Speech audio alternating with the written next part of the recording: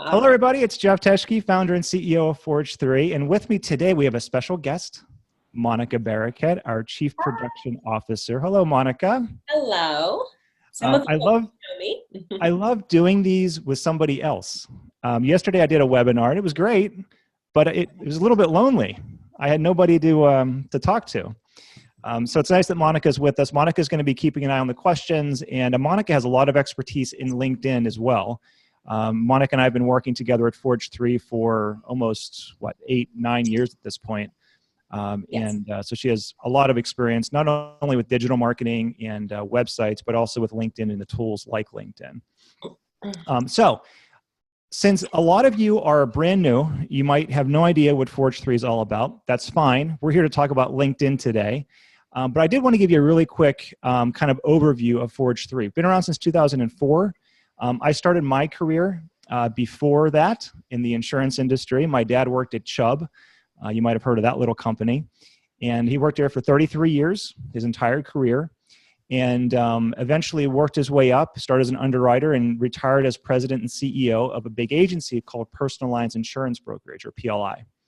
And basically ran the agency, personal lines only, and that was eventually sold to Hub International. Pretty big operation. It was, I think, 300 and some people that worked there, about 30 offices across the country. So what did I do when I graduated in 2000? Monica, what do we do in the insurance industry? If you're a son or a daughter of a mom or a dad, where do you go to work? For your dad, Chubb. In the insurance industry, exactly. You just kind of follow in the footsteps. So that's exactly what I did. I worked at Chubb, got my start there in the late 90s, early 2000s, and eventually broke off from there and created Forge 3 back in 2004. We're not going to talk about a lot of what we really do at Forge 3. Education is a big piece of it, but we have a platform called Active Agency. That's the platform that Monica and her team lead. It's a website platform built for insurance agencies, a bunch of cool stuff built into it. I'll show you a quick example of it when we transition live to LinkedIn, which we're going to do in a little bit here. Okay, so some of this is going to be slides, but not a lot of it. We're going to go live to LinkedIn in just a bit. The thing I want you to know before we do that is that our hands are dirty. We spend most of our time actually doing this stuff. So I'm not just talking about LinkedIn as I read a book about LinkedIn and it's such a great tool. I think you should all use it. It goes deeper than that. It's a tool that I've used personally almost my entire career. Monica uses it. But most importantly, since we work with so many agencies now, I know a lot of producers get a ton of value out of it. That's what I'm hoping we accomplish here. If you leave here and do something from LinkedIn or on LinkedIn after today, this is time well spent for myself, for Monica, and I hope for everybody else that's on here. So let's talk about LinkedIn. LinkedIn's a great tool. It's a free tool. I would say still 95% plus of producers especially that I run into, same thing I think for you, Monica, simply don't use LinkedIn as a tool. Yes, they accept connection requests. Yes, they might go on and scroll through their newsfeed when they're bored, but they're not actually actively in LinkedIn. That's what I want to change here. It's a great tool, but we have to use it. So how do we get to that step of using it? Well, the first thing is observe. So we're going to observe here today. You're going to observe a little bit of me. Don't stop with me, though. I just want to provide a little bit of inspiration and some little tidbits that I found that works really well over the years. But don't stop with me. Continue it. It's like anything. Monica's a parent just like I am. And we know, Monica, firsthand, how do kids learn anything? They observe. Right. For better or for worse, that's what they do. So you're going to observe me and a little bit of Monica here today, but don't stop with that. It's about relationships. It's not about selling. So you might be on here thinking, well, geez, Jeff, Monica, I'm a producer. I get paid to sell. I want to use LinkedIn to sell. Of course, but we can't lead with that. If we lead with that, it feels weird, feels awkward, doesn't feel quite right. We don't want to come across that way. And for some reason, when we're virtual, when we're online, when we're on LinkedIn, the barriers go down. Where, like, I wouldn't walk into a room and say, buy something, and nor would you. So try to resist that urge on LinkedIn. I still get connection requests weekly at this point from people, and as soon as you accept the connection request, you get a spammy email saying, buy something. No, I don't want to buy something. So don't be that person. Give. Give, give before you take anything. Don't ask for the sale yet. Give, just provide value, get out there and be active. You get the idea. And I think most of you probably know that. And in real life, you already do that. But just remember that real life is also online now. In fact, most of the time, the first impression that we're making is not face-to-face. It's not in the real world. It's now on a tool like LinkedIn or your website, or it's virtual more so than it is in person. Okay, so we're going to talk about the 3 pillars of LinkedIn. 1, 2, 3. 3 pillars of LinkedIn. Here they are: profile, search, and sharing. Now, they're in this order for a reason, and you'll see that as we transition live to LinkedIn in a few minutes. Profile, you need to look great. It's the first impression you're making. So we're going to focus on that quite a bit. Search. In my opinion, the most underutilized portion of LinkedIn by far. Most people don't do anything with search. Some of you probably do, but a vast majority, again, like 95% probably, if you don't do anything with it. I want to change that. It's some really powerful things you can do: personal lines, commercial lines, benefits. It doesn't matter. It's a great searching tool. And then finally, last but not least, there's sharing. So sharing is a great way to stay visible, to stay out there, to be in front of people. That saying, out of sight, out of mind, is true. So if we can use LinkedIn to stay in front of people and engage with people, that's half the battle. So before we switch over to LinkedIn here, which we're going to do in about a minute, the 30-minute plan, I know that we're all busy. Everybody's busy. Monica's super busy. I'm busy. All of you are busy. But we have to, if we want to use something, or if we want to change this year and try something like LinkedIn, we have to make some time for it. So my challenge to you is take 6 minutes a day. 6 times 5 is 30. It's not that hard to do that. You can find 6 minutes a day. Don't go on Instagram for 6 minutes and go into LinkedIn and try something on LinkedIn. If you do that, you're going to find that you're going to actually use something. I know producers now that literally started with nothing on LinkedIn. They didn't do anything. And now they feel like this little kid, which I love. They feel like, wow, I'm getting so much value out of this thing. I'm going to spend an hour, 2 hours, 3 hours. Some of them spend a majority of their day, I'm not exaggerating, a majority of their day on LinkedIn because it actually works. They're getting value out of it. It's not because they think it's super cool and so fun. They're producers. They get paid to produce. And they use it because they're able to use it to help with that. Okay? So with that being said, you ready to go live here on LinkedIn, Monica? Oh boy, anything can happen. Anything can happen. Let's do it. All right. Broadcasting ahead of time. Right, exactly. For those of you that just joined us or joined us after Monica hit the button, she accidentally hit the wrong button and we broadcasted like 15 minutes early. Yep. Then we played trivia, which was fun. So here's LinkedIn. So this is LinkedIn Live. Now, my disclaimer here is that it's live. I have no idea what we're going to see on here. But this is my personal news feed. Okay? So just a little bit of LinkedIn 101, because we're starting from different spots here. Some of you may not even have an account. Most of you do, but a lot of you probably don't do much with it. So this is my news feed. This is not rocket science stuff. We've seen this now before. It looks a lot like Facebook. Not by accident. They actually copied, publicly admitted this, basically copied Facebook. So you can see the people that I'm connected with. Some of these may look familiar. Some of you may be on here watching this. Companies that I'm connected with. You'll see some things in here, like this one here is an ad. You can tell because it says promoted right there. So you'll see that as well. You can see in this case, it looks like venture capital. So they're probably targeting folks like me, CEOs, founders of companies, that kind of thing, wanting to give us money. So you'll see that. But we're not going to start there. No, we're not going to start there. We're going to start with that first pillar. The first pillar is, anybody remember? Profile. So I'm going to go to my profile. Now, the way I got here is I clicked on my head. I'll show you again. My little head here at the top left. You can also go up here in the menu and click on your head up there and do view profile. Doesn't matter. Point is, you want to get to this spot. So there are a couple of things. I'm going to scroll down here and just show you a lay of the land, what the profile looks like. Now, there are a few things that are more important on here than others. You can see that my recent posts, my experience, there's Forge 3. I did an iSpot, a mobile scavenger hunt game, played with cell phone cameras. which is why I was in Washington visiting Microsoft. That's a whole fun story I can tell you about. Active strategy before that. There's my Chubb experience, my education, skills and endorsements, recommendations, accomplishments. It goes on and on. But we're going to start at the top. Why? Because that's the most important piece of the entire thing. We have to think about what are people going to see when they get to us? What's that first impression look like? So what do you think the most important thing is on this entire page? Think about that. What do you think the most important thing would be on that entire page? And if you're live, feel free to put it in the chat. Let's make it interactive. You can throw some stuff in the chat. Monica, you can see what's going on in the chat there. What do you think the most important thing is on this page? Picture, title. Picture. Mostly picture. Yeah, absolutely. It's your picture. Summary. So how do you screw that up? Let's think about how you can screw up your picture. If you don't have one, that would be screwing it up. You want to have a picture.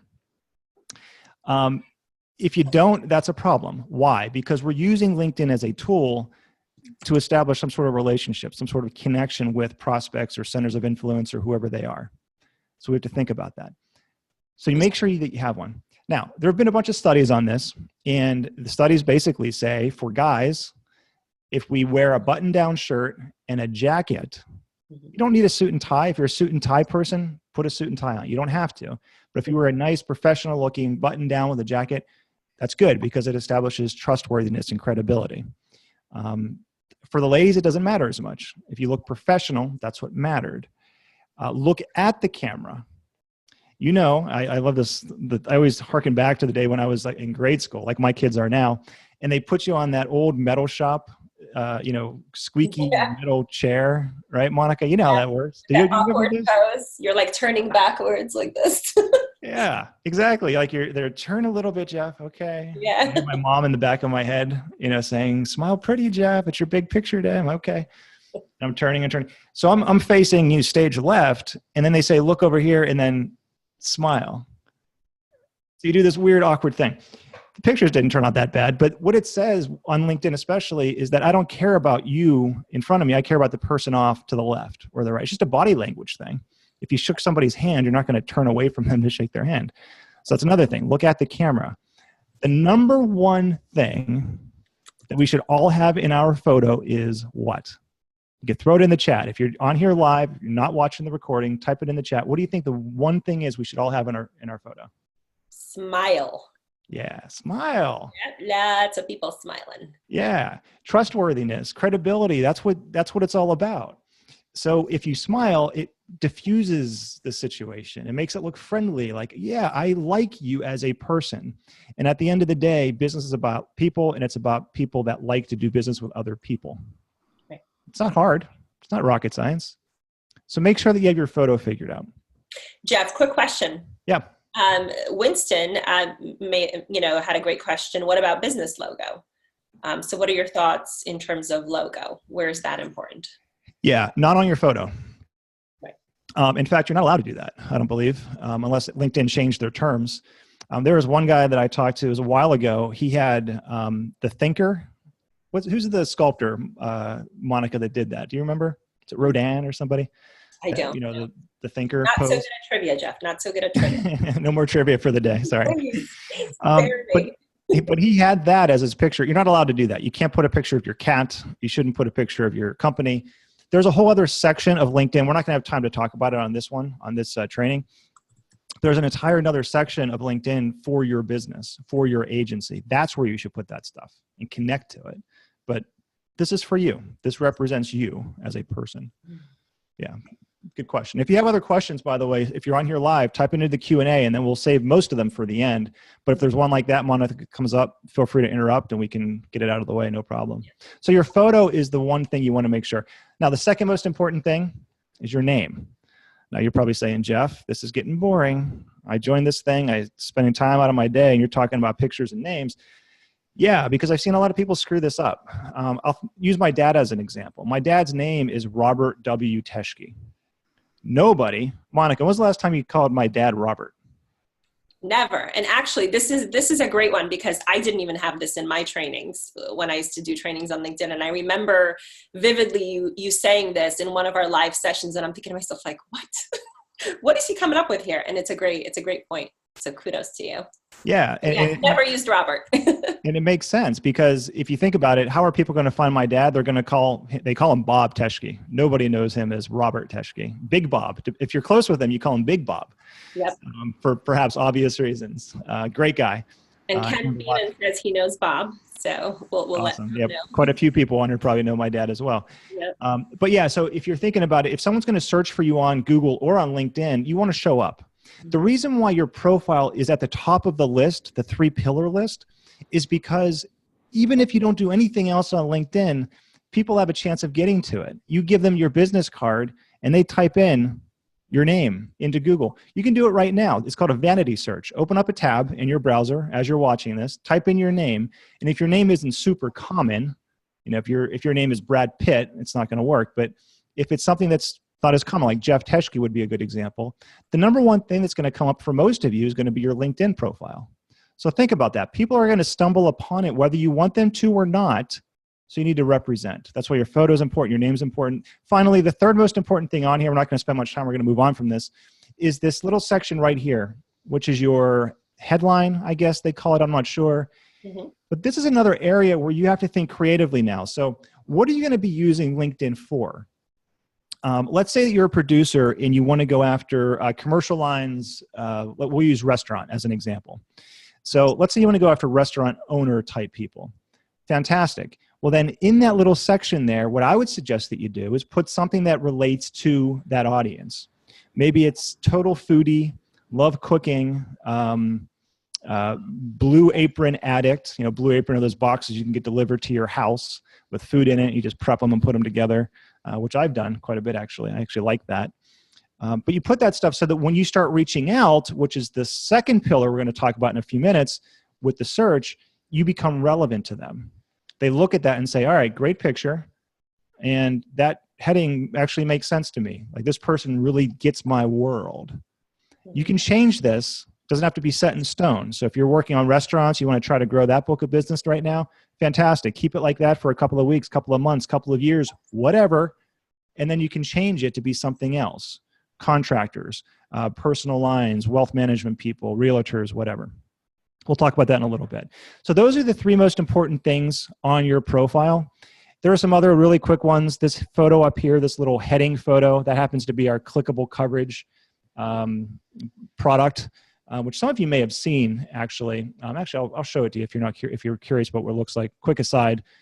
This, by the way, is what we do. This is Active Agency. This happens to be a real site that was launched on our Active Agency website platform. It's a platform for insurance agencies. It's an entire website platform. So beside it looking great, just to give you a sense, this is what clickable coverage is. So it's these interactive graphics where you can see here, this is home, and we have almost 30 of these graphics, personal lines and commercial lines. I can go around and I can click on these and learn about what my risk is as a homeowner. So what's the fire risk and what's the solution? The solution is always going to be, how do I have the right coverage? How do I have the right insurance in place? It's not how cheap can I get my policy. It's, do I have the right coverage in place? So that's what clickable coverage is. It's part of Active Agency. So when you go back here and you see this up here, that's what that is. So it makes sense for my profile to have that because it's related to Active Agency. It's related to clickable coverage. If you're going after restaurants, you might have a restaurant picture. Yeah, Monica, go ahead. Yeah, so Kevin Jessup wants to know what picture should be behind that banner. So, let's say you work for ABC Agency. Should that banner image be, maybe an area of specialty that you have? Should it be something more general, something more abstract? What are your thoughts on that? Yeah, so what I would say is it could be. Absolutely, it could be. However, what I would do is think about the audience that you're going after. Let's use restaurant as an example. It's a good restaurant. It's a good example, I think, for commercial lines for a lot of folks. So maybe it's a picture of a commercial kitchen, food, something that makes it more relevant. If you're reaching out cold to somebody, and that's the most powerful thing we're going to be doing next with search here, so stay tuned, they don't care about your agency name. Who cares? They don't know ABC Agency. Doesn't matter to them. But if they see food and they see your heading that talks about restaurants and liking food and all that, then it connects the dots for them. So that's what I would do. If you want a place to get really inexpensive photos, you can do it on photodune.net, photodune.net. A couple bucks, you can buy a photo. So, A few more questions, Jeff, if you don't mind. yeah, let's do them quickly. Then we'll save the rest for the end so we can get through everything. Go ahead, shoot them. You can't link the banner to a website, right? You can't link the banner to a website. However, that's a good segue, actually. Yeah. This area here is your bio, not your bio, but your summary, as they would say. My suggestion for this piece here is don't make it like your resume. Talk in the first person. I versus Jeff did this. Give people may read this. Is everybody going to come here and everybody going to read? No, they're not going to read about how great Jeff is. I get it. But you want to have it here in a way that it's easy to read through. In this section, you can. So you can see here we have some things like here's clickable coverage, for example. That you can see, you can open up and show a bigger photo, videos, that kind of thing can be done in this area. Yep. Okay. And then the rest of it, we're not going to have time to get into, but you can see there's the articles, the posts. We'll talk about that later. All of this stuff you edit by clicking the pencil, no matter where you are, and it goes in and you can edit it. All right. So it's not that hard to do. You just have to spend some time on your profile and make sure that it's up to speed. It represents you. Okay. Number 2, what is the second pillar? Throw it into chat if you're live here on here. Remember the second pillar? Profile was number 1. Talked about that a little bit. The second pillar, the most underutilized pillar in my mind, search. Search, yeah. Search. So what is search and how does it work? This part amazes me. I don't know why more producers especially don't use this. So I'm going to start with a very basic search up here. I'll do restaurant. I'm just going to keep going with our restaurant example. Then I'll do one in personal lines as well. I'm going to type in restaurant in the search box at the top left and hit enter. That's all I did so far. So we can see here there's 3.3 million results that are coming back. I don't care how good of a producer you are, you're not that good. You're not going to work a list of 3.3 million people. So we have to get a little bit more specific here. How do we do it? Well, we want to make sure we're looking for just people. So I'm going to click people up here in this case. So now it's still about the same, right? It didn't change much because it assumed that we were looking for people. But here's where the magic happens. So if I click this all filters link here at the top in the middle, it drops down this box. So here I can get more detailed. I probably care about restaurant people in my area. So if you're sitting there in Maui, Hawaii, you probably don't care about restaurant people in Philadelphia, Pennsylvania. So you want to get it honed in a little bit. So in this case, I'm going to click Allentown, Pennsylvania area, and I'm going to click apply.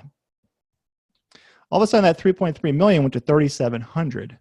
Better, still not great because that's a lot of people. So let's do all filters again up here. So we can see Allentown is still selected. And you can go down here and you can see all these other options. And depending on what you're searching for, you can go in here and you can tweak this and check off whatever makes sense for you. However, in this case, I'm just going to go to the bottom. First name, don't care. Last name, don't care. Title, probably care. So if we're looking for restaurant kind of people, who would they be? Owner, perhaps? What would they have in their profile? Restaurant owner, restaurateur, restaurant entrepreneur, I don't know. That's where you have to kind of think about how they would be in here. This is a much better list. So we went from 3.3 million to 280 people. You can see it right here, just by doing a little bit of filtering. So at this point, I'm going to stick with that list for now. So I can just go down here and say, all right, well, there's Joe, there's Mike, there's Stuart. I think you know Stuart, don't you, Monica? I do, yes. A blast from the past. Yeah. There's Tracy. So you get the idea. So here, I'm going to say Joe. All right, well, Joe, co-owner and operator of Court. I've been there a bunch. I think Monica's been there too in Bethlehem, Pennsylvania. I want to get in touch with Joe. How do I do that? There are a couple of ways you can do this. Sure, you can hit connect right here, the button. You could do that. I usually don't. What I want to do is see what Joe's all about. So I'll click on Joe's name to get into Joe's profile. The reason for this is I want to read, if I'm going to be reaching out to Joe, and remember, I'm not selling anything yet. Even when I reach out, I'm not going to sell anything. I'm not going to say, hey, I want to quote your insurance at your restaurant. That's not going to work. So you want to see if you can find something in here that's interesting about Joe. So you can see he was born into the restaurant business. whatever else he wrote in here. You want to find it's sales 101. You want to find commonality. And using the profile like this, you can see his history. So before that, he was he owns Roma as well, another restaurant. He Taste of Italy. So he has a lot of experience in the food business and a lot of people that endorse him and recommend him as well. So Joe's probably a really good person that I would want to reach out to. Now at this point, if I want to reach out to Joe, I could click connect right here, which I'll do. This is a really important step. You don't want to say send now because we've all been there. Have you gotten that email from LinkedIn that says, I want to add you to my professional network on LinkedIn? Mm-hmm. Why? Why do you want to do that? Why? So you're not helping yourself if you just send a generic request like that. What you want to do is click add note. Here is where the magic happens. I can't type this for you. I can't write this for you. However, here's an example. Let's say it is Joe, and let's say he works at the restaurant, and let's say you want to start a relationship with Joe, ultimately with the goal of growing the book of business in the restaurant area. We know that's the goal, but we're not going to lead with that. So perhaps it's something like, hey, Joe, my wife and I were there this past weekend. Place was great. I had the salmon, loved it. Just a local business guy, thought we could connect here, and maybe the next time I'm there, I'll say hi or something like that. Mm-hmm. Send. I'm not saying anything about insurance. I'm not saying I want to quote your insurance, or I saw a gap in your sidewalk and I tripped and no, just leave that stuff alone. It's not going to work. You want to start the connection with Joe and start the relationship with Joe. That's what that's about. Some of you might have noticed, I'm going to go back here to the main search screen. Some of you may have noticed that, yeah, okay, Jeff, you can do that, what you just described, but there's 61 people that you have in common.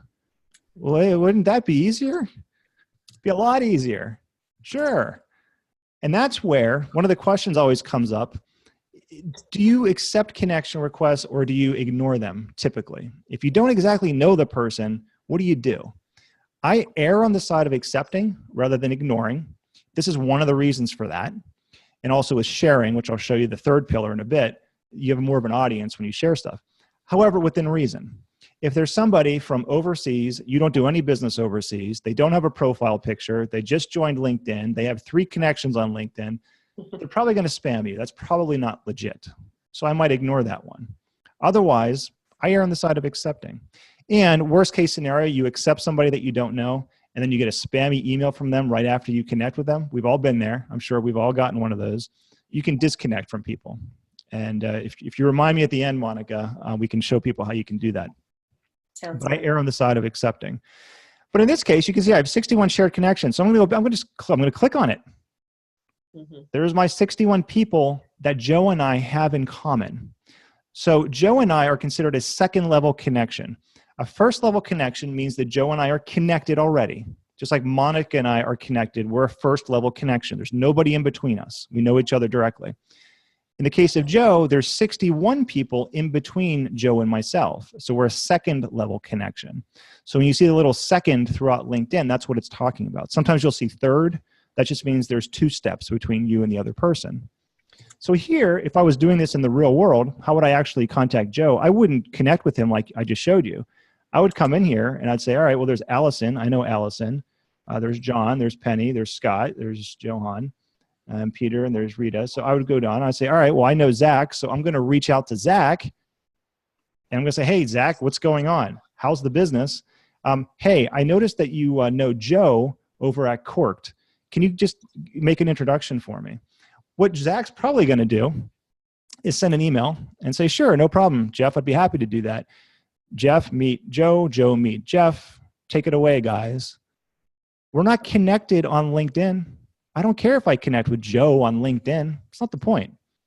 The point is, do I have that relationship with Joe? If that means it happens outside of LinkedIn, but I'm using LinkedIn to get to that point, fine. Doesn't matter. Fine by me.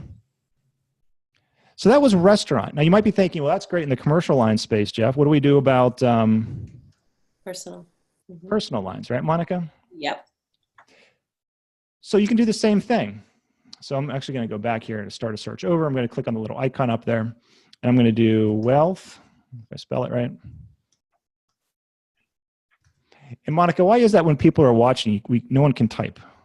I'm a great typer, and then I can't type anything. Yep. Who knows why?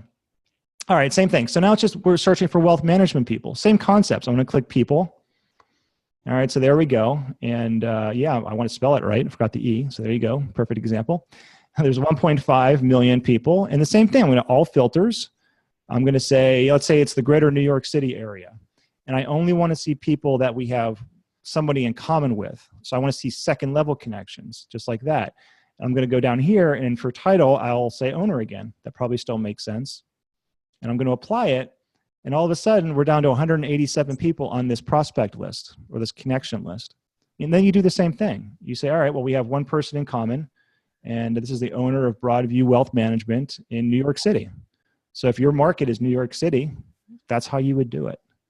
Yeah, and I think it's important, Jeff, to point out that this is on the personal line side. It's more about building your circle of influencers, right? Your strategic alliances, rather than actually targeting an individual person and to sell them home insurance. So you're looking for the real estate agents, you're looking for the wealth management professionals, to build a relationship with them and tap into their client base. Absolutely. Yep. Well said. And for example, here's realtor. You can do the same thing with realtor. And you have to think about what you're going to type in there. And are you looking for affluent, versus, I'm just going to say realtors in the Allentown, Pennsylvania area. There's 2,400. There's my list. So you have to think about what, you're looking for the affluent market, the high net worth market. Are you looking for middle market stuff, homeowners, auto? Are you looking for construction niche kind of stuff? Or, that's up to you. I don't know what all of you are niche down into, if anything. But this is how you can use the tool. It should give you some things to think about at least. The thing with the searching is, once you do your search, remember you have the 30-minute plan? You have 6 minutes a day to start doing something. I don't want you to spend the 6 minutes typing in that search every day, because that'd be silly. So what you can see over here on the right-hand bar, it says create search alert. So if I click on that, I can use these really complicated options. I don't know why it's like this. Weekly, that's my option. It's all I can pick. I guess I'll pick that. And then I guess I'm going to pick get notified via email. That's all I got there too. So if I save that, every week, LinkedIn is going to send me an email with new people that were just added to this list. So if you're doing your job and if you are, being proactive with this stuff, then you would look at that email and say, oh, wow, Joe just opened a new restaurant, or, hey, there's a new wealth management company in town, and reach out to that company or that person. That's how it works. Save searches. The search piece of it, you can spend a lot of time in search, slicing and dicing and trying to figure out different stuff to type in. A lot of it's going to be dependent upon what you do and how you do it, but it's a great tool. It's a powerful tool to start those connections. It's a lot easier than cold calling or looking in the, hopefully none of you go in the phone book anymore, but it's a lot easier than just reaching out cold because you have perspective. You can see what that person's all about. You can see their history, where they went to school, people that you have in common, and then leverage those different things to make that connection happen. Jeff, can you just show everyone where you can create the search alert one more time? Yeah, absolutely. So I'll just go up here and I'll do restaurant again. I won't go through the full search, but I'll just click people. So now I'm just looking at people, restaurant people. That's 3.3 million, which again is too big. But over here, I would click create search alert and do it right from there and save it. Just like that. Which brings up another question before we switch over to sharing and then some Q&A here at the end. People sometimes will often ask, do I need to pay for LinkedIn? Do I use the free version of LinkedIn? Do I need to pay for the sales navigator thing that I heard about, or what do I need to do? My advice to all of you is to use the free version first.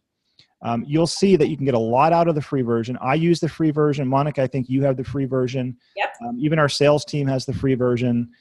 You don't really need to pay for it unless you know that you need to pay for it. And what I mean by that is you'll run into these hurdles or roadblocks. The save search is an example of that.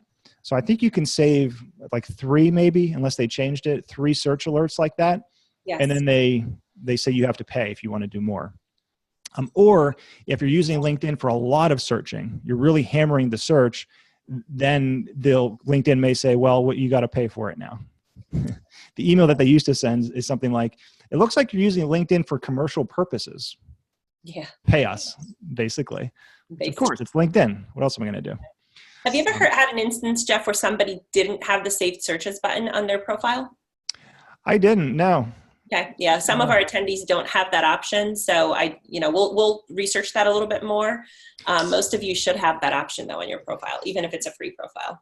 Yeah, and make sure it doesn't, if I just type in restaurant, it's not going to be over there. You have to pick people, jobs, content, whatever up here, and then you'll see that it appears. So make sure that you're in kind of the right subcategory there. That you actually did a search. You have to actually do a search with some criteria for that option to pop up. Exactly. The other quick thing before we move on to sharing here, the other thing that you can search for up here would be companies. So I'm just going to use Chubb as an example, but you would do this when you're prospecting. So let's say there's a construction firm down the street that you know is a big deal and you'd love to get in there somehow. Or you just or maybe you have a VIP client, whether it's personal lines, commercial lines, it doesn't matter. You can search for them on the company end, the company side of things. Mm-hmm. So I search for Chubb here, and you can see here it is. There's a website, but I can see that I have Michelle and 18 other connections work here. So I have 19 people that I'm connected with that work at Chubb. There's 25,000 plus on LinkedIn that work at Chubb. But the most important thing in here is the following. Right now I am following. You can see up here on the right. But if you're trying to get into a business or you want to follow what's going on with the company, follow them. Because when you go back to your news feed then, which is where we started, and I'll go back like this, you'll see Chubb in there. And that's a great opportunity to engage with them. If they just won some big award and they posted about it, wouldn't it be great if you, as a producer, and they're your VIP client, if you actually said congratulations or knew about that before you reached out to them again? Those are the kinds of things that you can do with search. 95% of producers aren't doing any of that. There's your opportunity. Search is really powerful. You just have to use it. Okay? So we talked about profile. Talked about search. Number 3, if you're live, what's number 3? What's the third pillar? Profile, search, and sharing.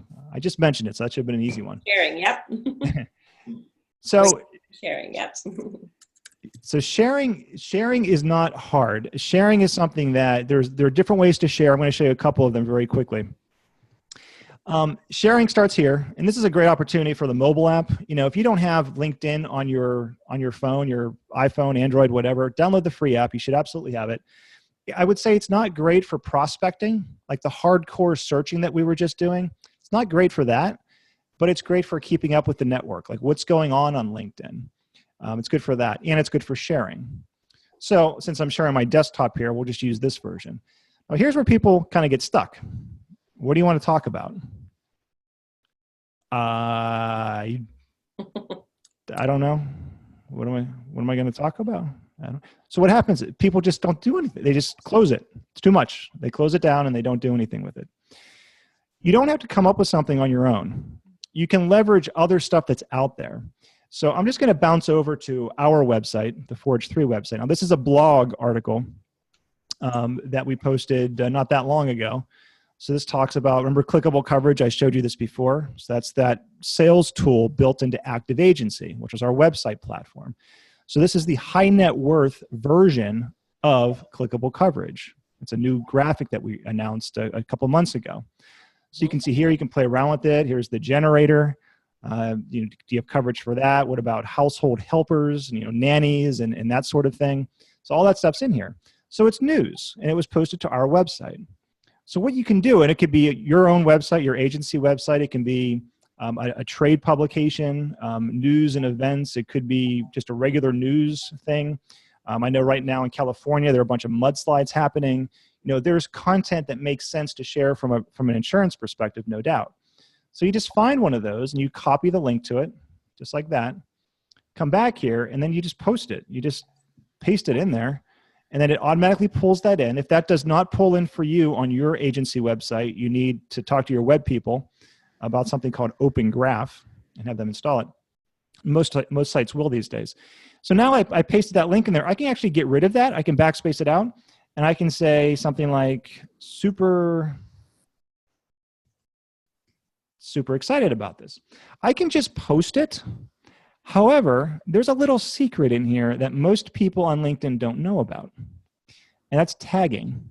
So if I shared this right now, the people that I'm connected with, I don't know what it is, 2,000, 3,000 people that I'm connected with on LinkedIn, some of them will have a chance of seeing it, but not all of them. It's kind of up to LinkedIn. I have no idea how many people are going to see it. What you can do, though, is if there's somebody that's really important to you, you can tag them. So I'm going to just start tagging @ Monica. There's Monica Barraquette. And then I can backspace her last name. And I'm going to say, Monica, thought you'd like this one. Now, if I post it, what's going to happen? It's still going to post it to LinkedIn. It's going to be in the news feed. However, guess who's going to get a notification? Monica. What's Monica going to do? Monica, what are you going to do if you get a notification that Jeff said something about you? Well, I'm first going to look at it, of course, and then I'll probably respond or at least react to it by liking it or something along those lines. Exactly. So think about that when you're working with a prospect or even clients. This isn't just a sales tool. It isn't just a prospecting tool. It's also a great relationship tool, first and foremost. So if you want to get something, it's an article about some new oven that you can buy, and it's related to restaurants somehow or whatever. You tag that restaurant owner, and like Joe from the example before, and you say, Joe, this is super cool. Have you tried this? Why not? Relationship. That's what it's all about. So the tagging part on LinkedIn is something that most people don't do. Most people should at least think about doing it depending upon what the content is. Use it with caution. I wouldn't be tagging Monica every other day to say, hey, Monica, hey, Monica. It's like spam. But use it, within reason to reach out to people. It's a great way to do that. Absolutely. That's one of the easiest ways to share. There's another way to share. And I'm going to kind of wrap it up here, and then we're going to get to Q&A. So if you're live on here, if you have questions on this stuff, I see there's quite a few questions. Feel free to type in the questions, and then we'll get to them in a second. Okay. So there's another way to share. How is that? You see where it says write an article on LinkedIn? If you click there, it goes into this really intimidating looking blank screen. And again, this is where you see that cursor blinking. It's like in the movies. It blinks bigger and bigger and bigger. You're like, I don't know what to say. What am I going to say? I don't know. So this does require a little bit of work. Yes, I'll give that to you. However, I'm going to do the cooking show version here. What can it look like when it's all said and done? So here's an article that I wrote about a year ago. That used to be my car. It's a picture of it. You're cruising along at 65 miles per hour, and then this happened. So there's a story here. Anybody know what happened? If you're live, type it in the chat. See if you can guess what happened here. Jeff did write about it. What's that? I said you did write about it. I did write about it. So if you've been following along in recent year or so, you'd know. Deer, rock, turkey. Turkey. Hit a bird. Big bird. Hailstorm. You hit a dog. Snow ice. So what actually happened, and you can read the story. I'm not going to bore you with the details here. So you can look this up if you want. What ended up happening, my wife was driving the car on 476 outside of Philadelphia going to work. She took my car that morning because hers was in the shop, and she was driving along, and then boom, a piece of ice from the tractor trailer in front of her came cartwheeling off and just slammed the car. Mm-hmm. She could have died, no doubt. If it was over on the driver's side and probably down about 2 or 3 inches, she would have died. And the funny part about this is she called me from the side of the road, and she said, hey, Jeff, so a piece of ice hit your car? I said, oh, well, it's not a big deal. We have insurance if we need to get it fixed or whatever. I said, are you okay? She's like, yeah, I'm okay. I'm like, well, can you drive it? She's like, I don't know. I'm not sure if I can drive it. And then I said, well, send me a picture. And she sends a picture. I'm like, you can't drive that thing. You can't even see out the window. You can see all the glass here. Anyway, the moral of that story is that, is there an insurance spin to this? Absolutely. The car was totaled. People are surprised by that. Why is the car totaled? It's the same reason why insurance rates are going up. Because the bumper that used to be a simple bumper back 5 years ago with no sensors now has like 10 sensors, a camera, and all kinds of stuff in there. In the case of my car, it was navigation systems and cameras and lane keep assist and all that kind of stuff was in there. It was just too expensive. So I had the insurance on it the right way, got agreed value, got a check, and I bought another car. So sharing that kind of stuff that's interesting resonates with people. That's what I want to convey here. Here's another post that I'm not going to go into the details on this, but I drove a Tesla. Is an auto insurance doomed? So I was down in Florida with my dad. That's my dad driving the car. Here's another picture of him. And it was on autopilot, which has been in the news a lot. The car drives itself. And so I wrote about it. Is it an insurance related thing? Yeah, it is, but it's personal. There's a personal story to that. It's my dad. It's me driving this thing and my thoughts on, is this going to take over the industry? Like, what's going to happen with this? I'm a pilot, as we found out before we started recording, I think. It's very similar to autopilot in planes, I think. So I wrote about it. The one final one I want to leave you with here to really get this point across is one of my favorite stories. I can do anything. So this story is about my daughter, my son, and my wife going to Dorney Park, a local amusement park, a couple years ago. And long story short, I'm going to try to make it really short for you. We were at Camp Snoopy, Kittyland, and we were having a good time there. And then we were walking out, and my daughter looked at me, and we were going past the pirate ship ride. They call it the Sea Dragon there. And Ella, my daughter, looked up at me and said, "I want to go on that one." My wife said it was a bad idea. I said, "No, it's a good idea. She's going to love it. The adventure, I love it." So we went on it. Long story short, bad idea. Not a good idea. So we left. She was freaking out. She was crying like they were going to stop the ride. It was really bad. Scarred for life is what we thought. Anyway, the next year we go back. Same thing. We're at Camp Snoopy. My son and Ella are there doing their thing with me and Eileen, my wife. And Ella and I break off and do some other rides that are a little bit bigger than Camp Snoopy, and then a little bit bigger, and then a little bit bigger. On the way back to the exit, we're about to leave, we go past, just Ella and I go past that same ride, her nemesis, the Sea Dragon. She looks at me and says, "I want to go on that one again, Dad." I was like, okay. I looked around. My wife wasn't around. Eileen couldn't be found. I was like, "Yeah, let's do it. Okay, hopefully this works." So we go on this ride. I look over to her, and one of those moments I'll never forget as a dad. If you have kids, you can relate to this. I look up, didn't know what I was going to see on the ride as it's going. She has her hands up, not holding on to anything, huge smile on her face. And she says, "Daddy, I can do anything." It's like, oh, how cool is that? How cool is that? That's what the article's about. And there's a business slant to it. If you want to know what it is, you can read it. Oh, there's my kids, by the way. That's Elle on the left, and that's Connor on the right from back when that happened. The point here is that stories and making it relatable and being human is what business is about. I think we all realize that. We all know that. But when we talk about a tool like a LinkedIn, we can't forget that. The reality is, out of the 500 and some people that registered for this webinar, some of you, perhaps most of you, will forget how to click the thing to search for somebody on LinkedIn and how to save the search and all that kind of stuff. But you know what you're probably not going to forget is the story that I told about my kids. That's really powerful stuff. So don't forget that part of it. Okay? Okay. So we talked about a lot. We talked about profile. Your picture is the most important thing. Your name is second. Your headline is third. At least get those three things figured out. Even if you don't do anything else on LinkedIn, make sure you do that, because people are going to find you on Google. They're going to stumble upon your LinkedIn profile. You want to represent. You want to look good. Start there. Second pillar of LinkedIn, search. Most underutilized thing on LinkedIn, you can do a lot for free using search. Think about what you're trying to do. Think about relationships first. Think about being human and likable first, and then search for people that you want to get connected with, and then save the searches if you want. There's a lot you can do there. You can also search for companies.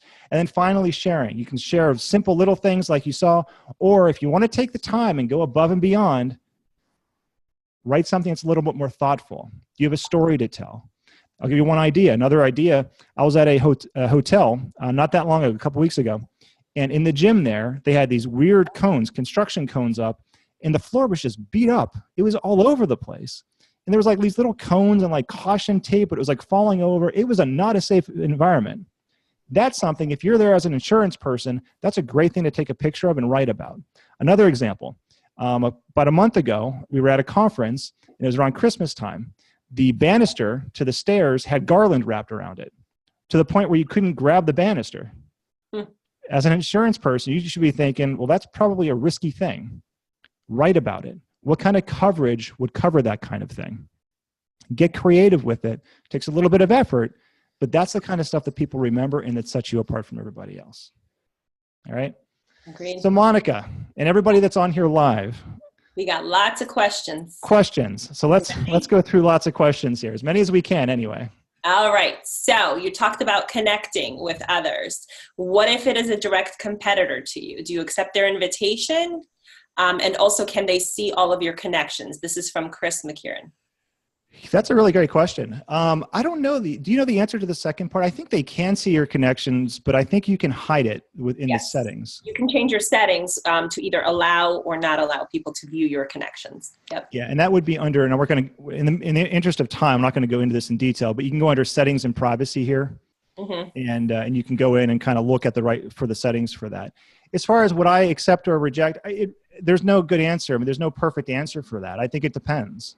I'm a believer in just being open and honest in general and transparent. And so I really don't have a problem with it, to be honest with you, but it's up to you. Just keep in mind that if you do connect with them and if you share stuff on LinkedIn, they're going to have a chance of seeing it. If you mention Monica, remember the @Monica thing that we put in there, they're going to have a chance to see that kind of stuff. So, just use your judgment on it, but it's up to you ultimately. Got it. Rebecca wants to know, do you recommend asking for an introduction from a shared connection when the prospect is a second level connection? Well, if they're a second level connection, that means that there's one person in between, right? So there's you and then the other person, there's at least one person in between.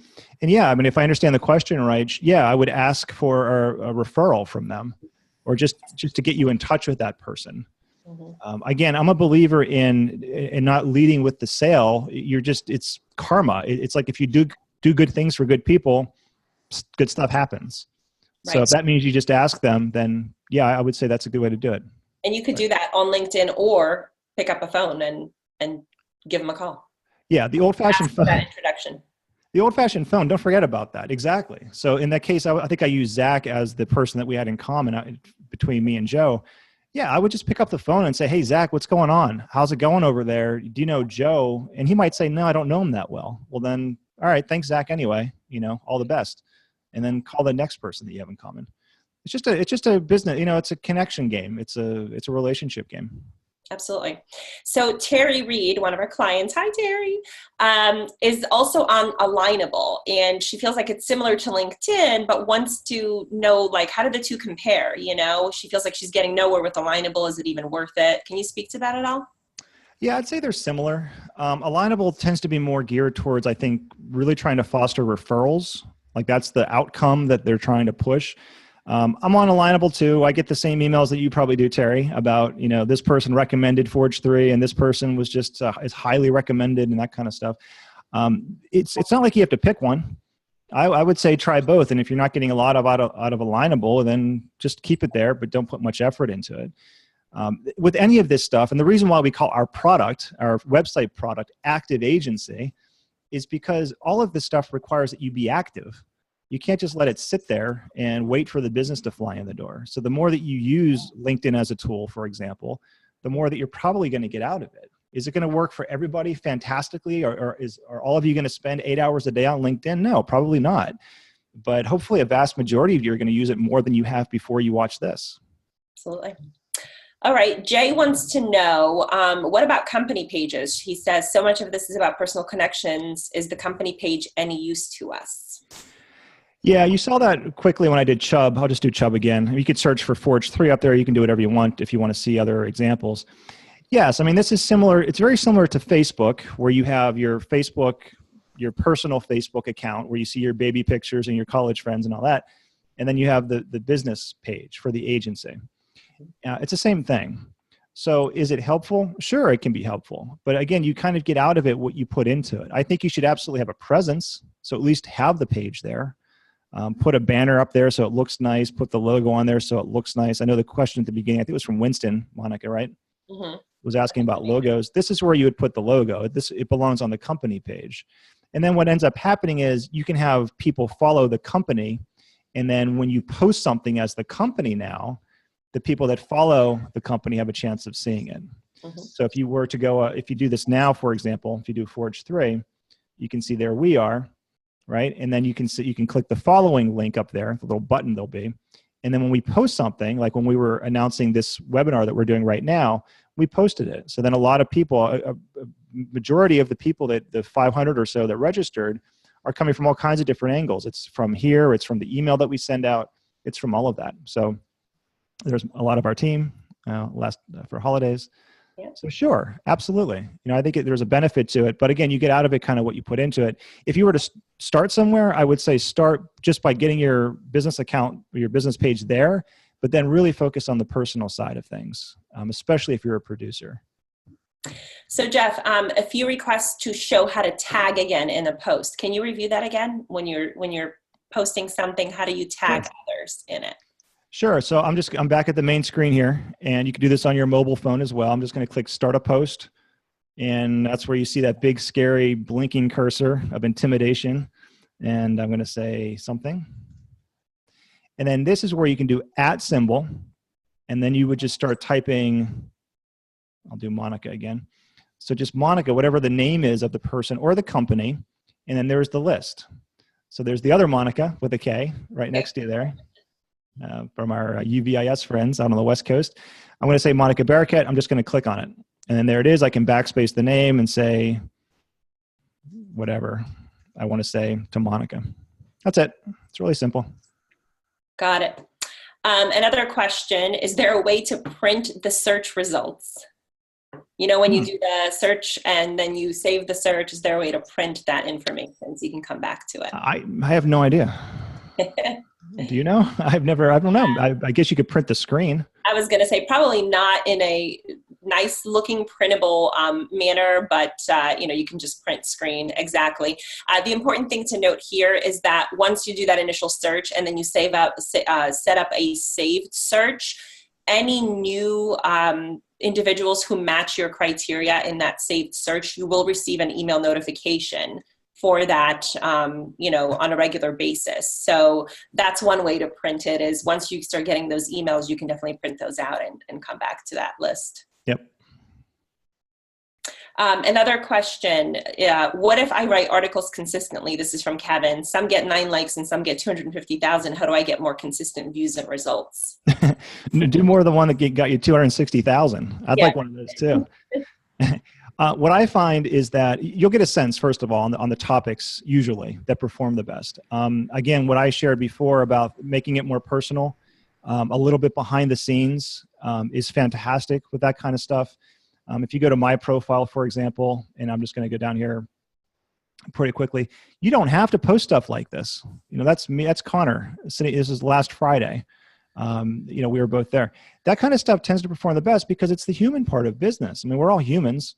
So that tends to perform the best. However, in your case, it's going to depend. I don't know what you're writing about and what you're sharing. Sometimes it's just the luck of the draw. You get lucky with something. Monica, I remember a post that went viral, a video that went viral years ago for us, where it was one of those snow rakes that tractor trailers drive through to wash the snow off the top of the thing, which is legally required, but a lot of trucks don't do it. And the thing went viral. It got picked up by like ABC and then all these. It was just a little iPhone video that we posted. Yeah. So sometimes you get lucky and sometimes you don't. So you can't always predict it. You're kind of at the mercy of LinkedIn in this case on how it distributes it. But if you can see patterns and trends, it kind of encourages you to do more of whatever's performing the best for you, within reason. You know, be true to yourself. Don't get crazy with it just to get more likes or views, because at the end of the day, that stuff doesn't matter that much. It just matters, are you active? Are you in front of the right people? That kind of stuff. Jeff, I know it's 2:01. Do we have time for a few more questions? Or? Yeah, we'll stick around. I know a lot of people are probably going to drop off. That's fine. But yeah, let's stick around, Monica. We'll finish up the questions here. Absolutely. Okay, sounds good. Okay. So Shane wants to know, what's a good way to start up a conversation with a local wealth advisor or real estate agent as a personal insurance producer? Maybe you could provide an example of something that you'd say that might work. Yeah, that's a good question. I would see who we have in common, I think, because that could be a good way in. There could be, now you don't want to come across as being too contrived, or, you know, with this stuff, you don't want to be like, you know, wow, how about that market last week? Because that seems a little bit not genuine. But you could do something around current events or that sort of thing. I know a great way to do something would be if you feature that person some way. I know some agencies, some producers do a day in the life. You could do something like that with your existing clients. You could even do it with prospects like that. Just say, I want to get more exposure. I want to get more understanding of what you do. Can I stop by and just do an interview? It's not going to be published or anything, or maybe it would be. You can get creative with that kind of stuff because they're business people just like you are. So, think about it that way. But I don't know. I think I'd look at who we have in common and then try to come up with a creative way to get in front of them. That was just a couple of ideas. Monica, I don't know if you have anything to add to that. Yeah. And just be real. I mean, I think people really like honesty and, like you said, Jeff, transparency, so if you're wanting to connect with them because you want to build a relationship and see if there's an opportunity to, to work together in some way, then maybe just saying that, starting there and seeing how they react to it can work just as well. Yep. Okay. Next question. Can you search specific cities? My version seems to just allow greater areas to be searched. So what about locations? Probably smaller towns. How do you handle that? Yeah, another great question. This is something that when LinkedIn redesigned itself a couple of years ago, they changed this in a way that I don't think is a good change. Microsoft now owns LinkedIn, by the way. So they have plans on integrating it better into Outlook and that sort of thing. We'll see if that happens. But no, you kind of have to figure out how they have your area categorized now. In our case, it's kind of silly because if you say Bethlehem, if I type in Bethlehem here, there's no Bethlehem, Pennsylvania. Yeah. It's South Africa. Like, what? We've done it a few times. I don't need that one. I don't need South Africa. So it's just after trial and error, you realize that it's the Allentown areas, how they categorize where we are. So no, you have to kind of just think about the greater area that you're in. And if it's called something different in LinkedIn, you're just going to have to figure out what that is. Absolutely. Sorry. You used to be able to type in the zip code and say within 50 miles, but you can't do it anymore. Yep. So Steve wants to know, and this is our client, Steve Pegg. Hi, Steve. Hey, Steve. When you tag, does just the person see the tag or everyone who sees the post? So like, let's say you tagged me in the post, who sees that tag? And, would my network also see that tag or just your network? Yeah, so it'll be public. So it's something to keep in mind. Like I mentioned before, when the question was about, do I accept connection requests from competitors and that sort of thing? It's up to you if you want to connect with them, but yeah, they'll see it. So if you're sharing it in this way, it's a public post. So yes, people will be able to see whatever you type, but also that you tagged Monica. Monica will see it as well. And Monica's connections, I believe, have a chance of seeing it too. The alternative would be to use messaging, which is a whole separate thing up here, which is kind of like email. It just goes back and forth between you and the person, which is a little bit of a different thing. But yeah, people will have a chance of seeing it. It's a great question. Perfect. Renee wants to know, will you be offering more LinkedIn training, more in depth? Yeah, perhaps. One of the things that we want to do a lot more of this year is a lot more education. We do a lot of this. I do a lot of keynote speaking and that sort of thing within smaller groups of 100, 200 people, whatever. We have a lot of knowledge in the space, not just with LinkedIn, but especially with, I was talking about the website side of things, with our active agency platform, for example, digital marketing, social media advertising. So yes, the idea here is that we will this year have more resources available, educational resources, webinars. We want to actually do some cool stuff that we post on our website as resources that people can just kind of almost subscribe to, where you just get free resources and you can subscribe to the LinkedIn program and a producer can kind of self-pace themselves through it. So we have a lot of plans with it. It's just a lot of work and we have to keep pressing it forward. So, but the short answer is yes. Absolutely. Stay tuned. We send off emails. I write emails once a week, and you'll get the next one, which will be every Thursday. So just stay tuned to those, and we'll keep you posted on it. Jeff, you promised to show us how to hide someone. So let's say you connect with someone, and they're just not a good connection. How do you get rid of them? Let's do it with Ryan Hanley. So some of you probably know Ryan. So Ryan and I are connected, first level connections, and if you go here to his profile. So I'm on the profile. You can see it says first here. So that means we're connected. Ryan and I are connected. And if you click on more, you can see I have some options here. I can unfollow him, which means I'm not going to hear about stuff that he posts, or I can also remove the connection entirely. So there's kind of two levels. If you just unfollow, you're still connected. If you remove the connection, you're completely separated at that point. So if you connect with somebody, you get spammed, go under their thing, hit remove connection, and then you can be done with it. Perfect. What about hashtags on LinkedIn? Do you recommend using them? Gary wants to know. You can, sure. And actually, they're recommending it now. They're recommending ones that it thinks would apply. So I can do sales and LinkedIn and inspiration and insurance and webinar and truth. So you can do that. It just helps LinkedIn identify what the post is about. So you may get more traction, you may get more exposure if you share something with hashtags in it. Mm-hmm. You don't have to go crazy with it. You're not going to break it if you don't put a hashtag on it, but you certainly can. Cool kids are doing it, right? Yep, exactly. What about posting frequency? How often should you post on your personal profile or your company page? There's no answer. I mean, it's as much as you want. You're not going to annoy people, most likely, because LinkedIn's going to filter it. It's not like you're emailing people once a day. You're posting something on LinkedIn once a day. So if you have 1,000 people that are connected to you, you're not going to spam 1,000 people every time you post something. A small percentage are going to see it, and LinkedIn tries to figure that out. So don't hold back. As long as you have something good to say, interesting to say. Right. Absolutely.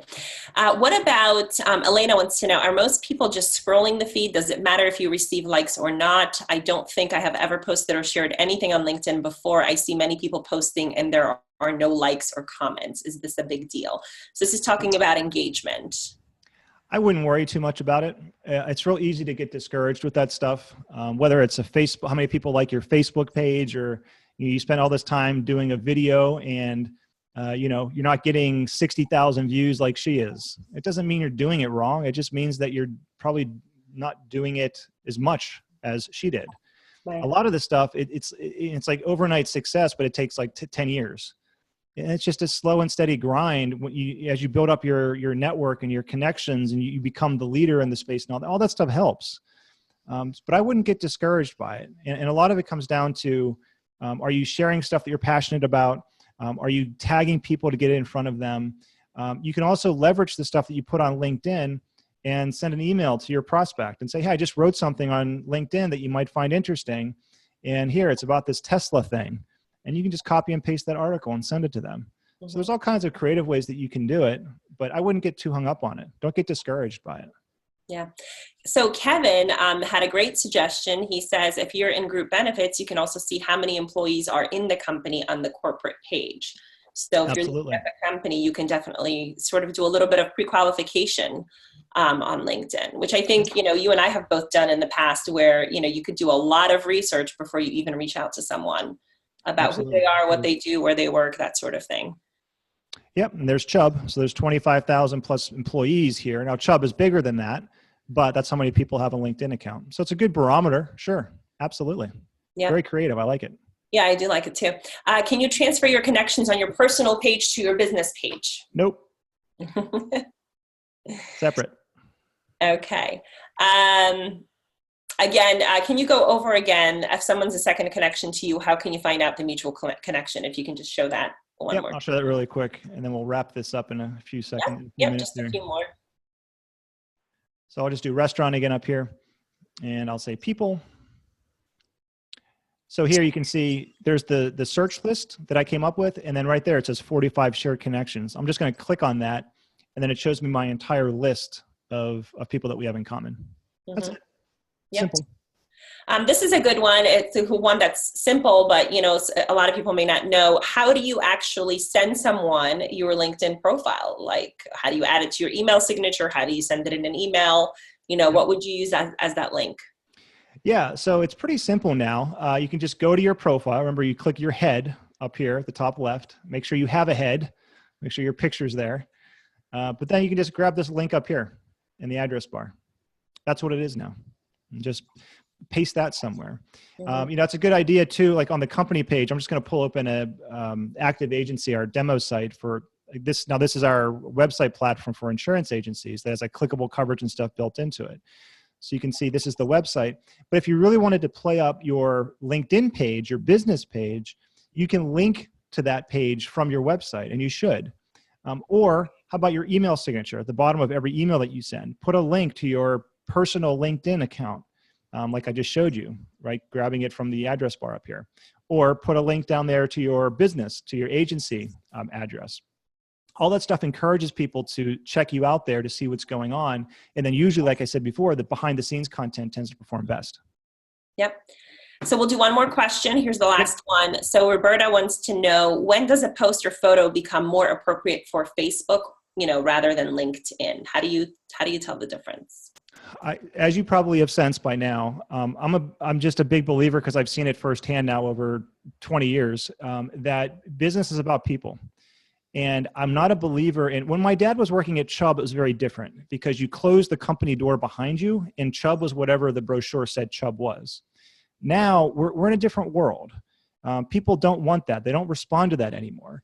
So it's about being real, or more real than it was in the past. I'm not saying that it was fake. It was just very kind of sheltered in the past, and everything was very protected. So my advice always is to, if you can find some way to spin a little bit of personal into the business and make it interesting, that's the kind of the sweet spot. That's what you'll see works best usually. If you just post something on LinkedIn and it's always about in HO3 and how excited you are about Accord forms and why premiums are so exciting for you, nobody cares. No one cares. It actually comes across as salesy. Mm-hmm. But if you talk about you went to a thing and you saw a thing that had cones on it and it was a risk and it was kind of interesting. You took pictures and here's a video and all that kind of stuff. That is interesting. So where does the line between LinkedIn and Facebook and Instagram and all this stuff happen? It's up to you where it happens. But in my opinion, I think there needs to be a little bit more personal, a little bit more interesting stuff posted on LinkedIn, because that's the stuff that breaks through everything else. And I know that you agree with that, Monica. You've seen that too. Yeah, absolutely. Yeah. So that's it. All right. Is that good? Yeah. All right, I'm going to put my contact information up here. I know we went 15 minutes over, but great questions. I told you at the beginning we're going to have a lot of questions because of so many people on here. Yeah. Hopefully we did a good job answering those. Hopefully you found this valuable and interesting. My hope is that you do something that you didn't do an hour ago on LinkedIn. I should also mention on LinkedIn, feel free to search for me. Hopefully you know how to do it by now. Search for Monica with a K. Hopefully you know how to do that too. Connect with us. Feel free to do that. Here's my email address, jeff.teschke@forge3.com. If you have any questions on this stuff that you forgot to ask or that just comes to your mind, if you're watching the recording, you have questions, feel free to email me. Like I said at the beginning, I've been in the industry my entire career. My dad was in the industry before me. That's all that I really know. And I know the tech and the insurance industry. So if there's something that I can do to help you understand this stuff, or Monica can do, that's what we do. That's why we're here. So jeff.teschke@forge3.com. Thanks, Monica, for helping me out with this. I couldn't have done this by myself. Thank you. Thanks for having me. Yeah, and thanks to everybody for joining us. Hopefully you found this valuable, and they're going to do something different. And I hope to see you all online very soon. Take care, everybody. Thanks, everyone. Bye. Bye, Monica. Bye.